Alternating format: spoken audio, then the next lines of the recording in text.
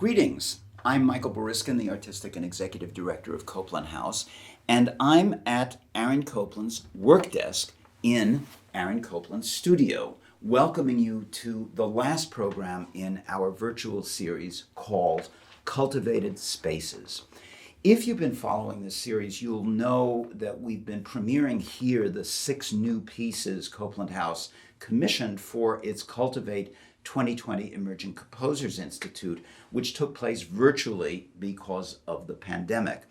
And for this series, we're so glad to have I Care If You Listen, powered by the American Composers Forum, as our exclusive media partner. This program, last but certainly not the least, features Scott Lee and the really irrepressible piece he wrote for us called Between the Lines. We'll be turning this over in a minute to Scott, who will tell us where and what those lines in his title are and what's in between them. But I wanted to take a moment first to give a special shout out to the 4 fierce and fearless women who have performed with us for this and the past few seasons at Cultivate in our Music from Copland House ensemble. They're exceptional performers, truly the foundation of this program.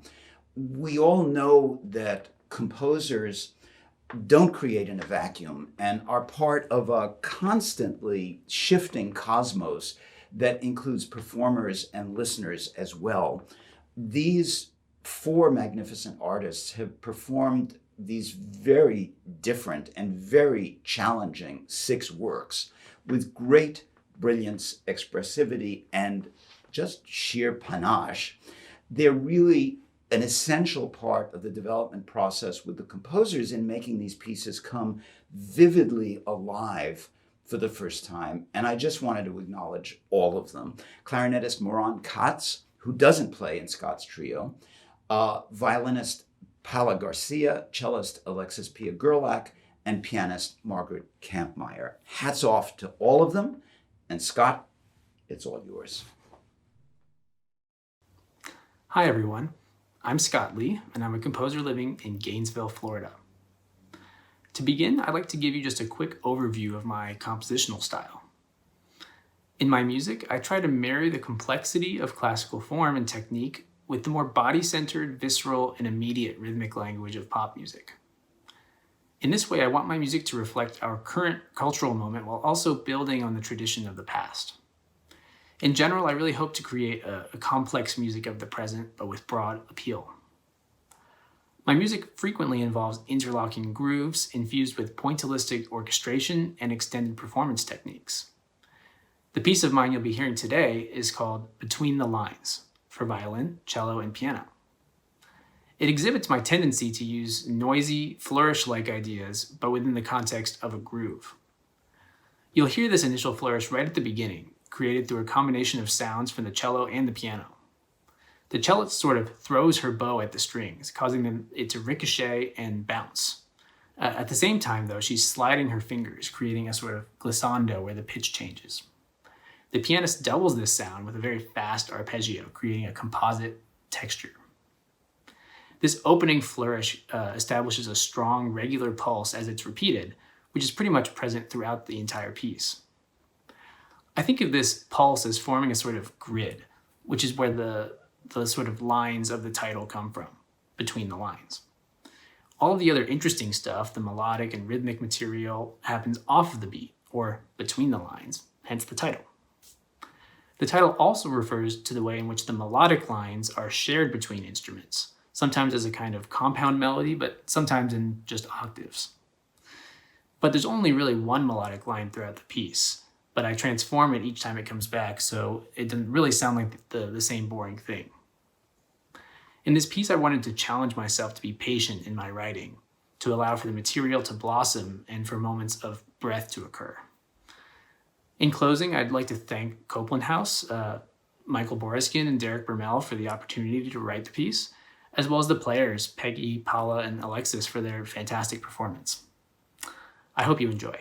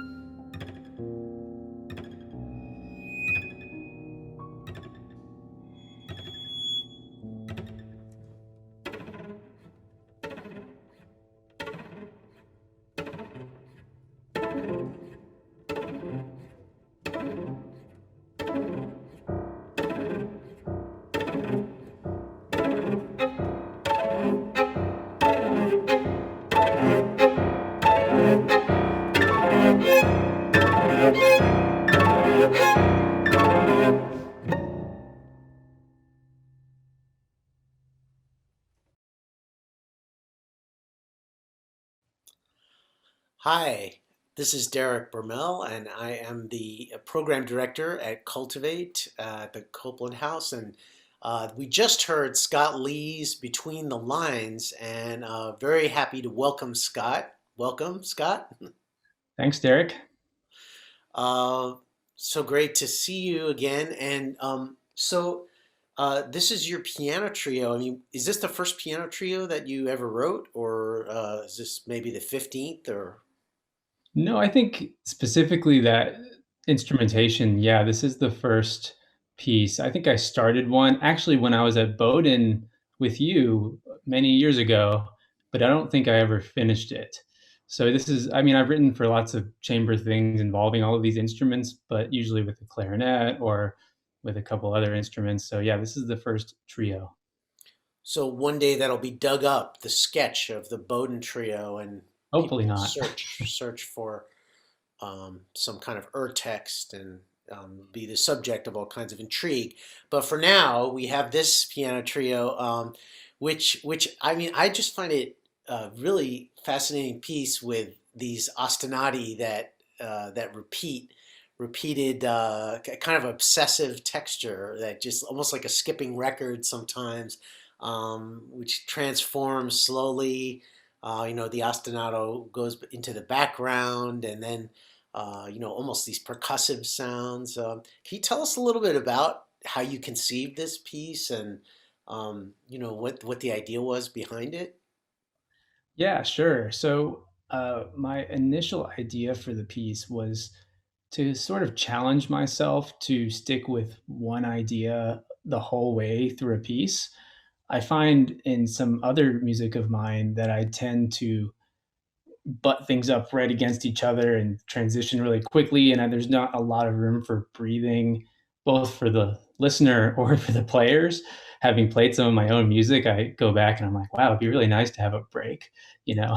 But so I really admire composers who have a sort of patience and or even audacity to kind of simply follow one idea for a long period of time.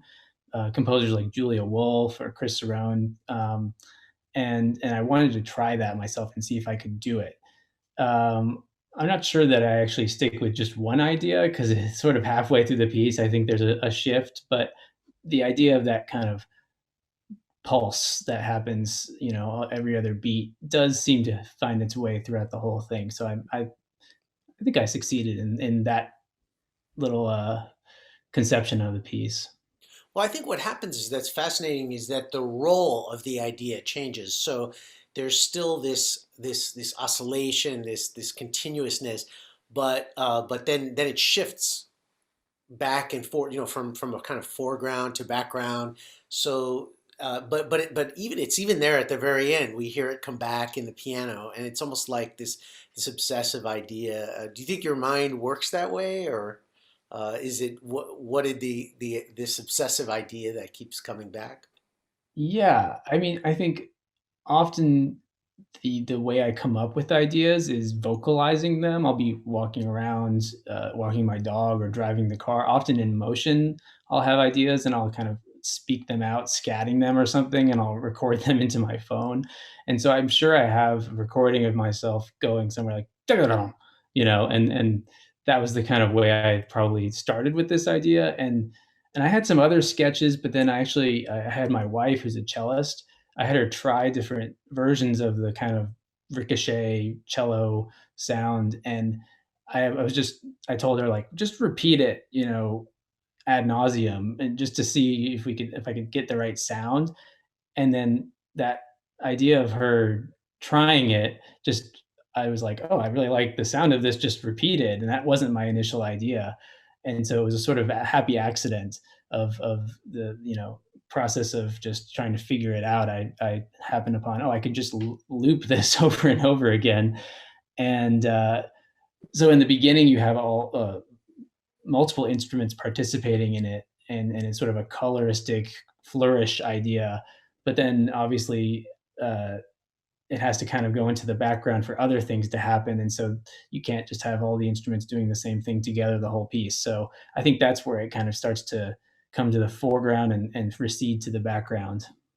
Well, I mean, you can have them doing the same thing the whole piece, but you chose not to, and I think it's something about your imagination. You have a little restless imagination with orchestration. You want to change little details here and there, and I remember you working with the players to get exactly what you wanted.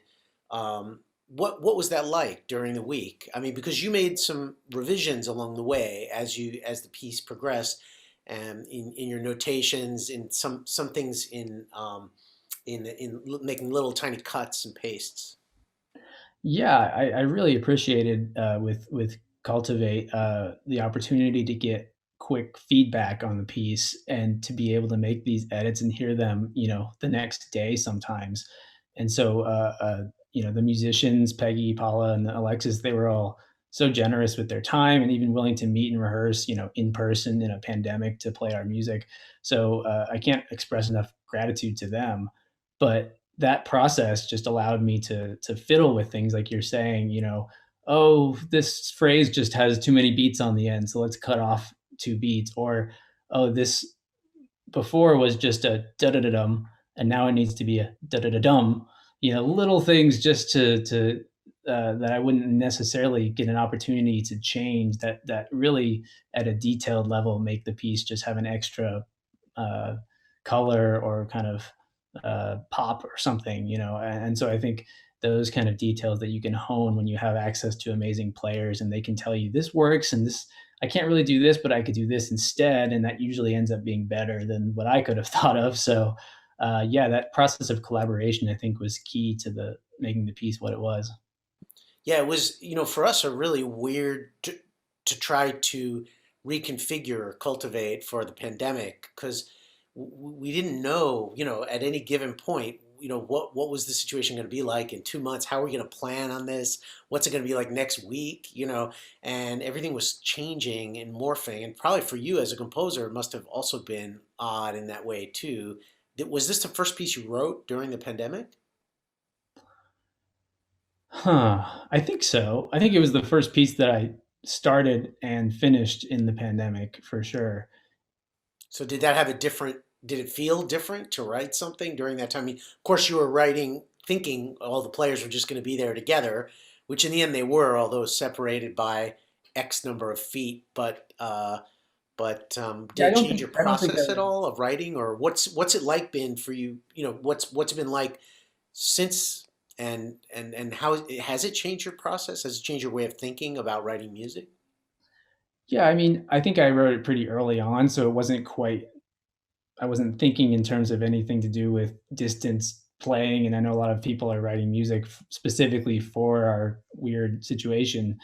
Um, but I mean, uh, so I don't think there was much effect on this piece except for the kind of collaboration that you can get. I think a lot of performers aren't really doing a whole lot, and so you have like they have time to if you just send them something, hey, can I hear what this sounds like? And 30 minutes later, you get an iPhone recording, which is maybe not the case when we all have busy lives and they're performing in venues all over the place. So that's been one, difference in the way collaboration can work. I actually wrote my wife a piece after this solo cello piece because I had an orchestra premiere that was canceled as part of early on in the pandemic, and large ensemble pieces are not exactly the right idea in our present situation. So that was cool too, just getting to you know work really intimately at home together since we have nothing else to do. We can really Yeah, hone and everybody's at together. home. Everybody's at home. And I guess, that's one thing that may have changed is that you're writing a solo piece right after thinking, well, now's a good time for a solo piece because people are at home, they're practicing, and they don't have to work with others if they're learning. So, Or maybe it's it's a hard good, to work with others. yeah, yeah. So maybe it's that time to write your, 24 sonatas and caprices or something like that. All the But in pieces. any case, I mean, this was really great. It was great to have you there, um, and really appreciated hearing your work. So congratulations! And this is the end of this series for all of you who enjoyed it. But we're hoping to continue to present more of these with the American Composers Forum, possibly next year. Who knows? And let's hope we're not still in a pandemic. But thanks so much, Scott, for everything, and great to hear your music again.